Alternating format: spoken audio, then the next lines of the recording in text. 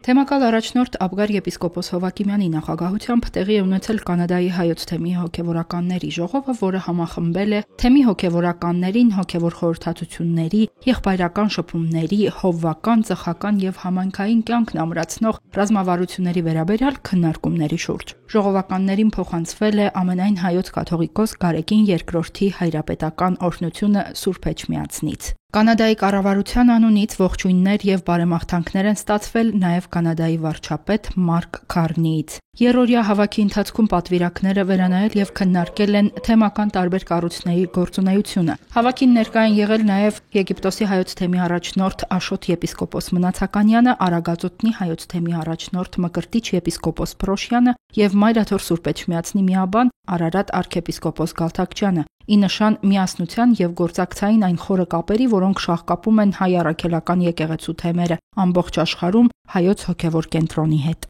Մկրտիչ եպիսկոպոսը համապարփակ զեկույց է ներկայացրել Արագածոտնի թեմի առաքելության եւ ընթացիկ գործունեության, հովվական նախաձեռնությունների, կրթական ծրագրերի, երիտասարդների ներգրավվածության եւ մշակութային հարցերի վերաբերյալ։ Մայիսի 30-ից հունիսի 1-ը Մոնրեալի Սուրբ Գրիգոր Լուսավորիչ Մայր տաճարում կայացել է կանադահայոց թեմի թեմական ժողովը, որին մասնակցել են երկրի տարբեր ծայրերից ժամանած հոգևորականներ եւ աշխարհիկ պատվիրակներ, խորհրդածելու եկեղեցու կյանքի եւ առաքելության շուրջ։ Այս տարվա ժողովի կարևորագույն իրադարձություններից մեկը թեմակալ առաջնորդի ընտրությունն էր։ Առաջադրվել են երկու թեկնածու՝ գործող առաջնորդ Աբգար եպիսկոպոս Հովակիմյանը եւ Բագրատ ծայրագուն վարդապետ Պերճեկյանը։ Ժողովականների քվեարկությամբ Աբգար եպիսկոպոս Հովակիմյանը վերընտրվել է շարունակելու իր ծառայությունը որպես Կանադայի հայոց թեմի առաջնորդ։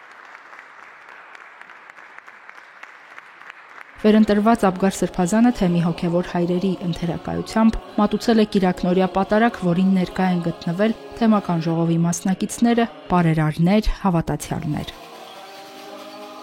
Հերմինե Հակոբյան, Եկեղեցական կյանք։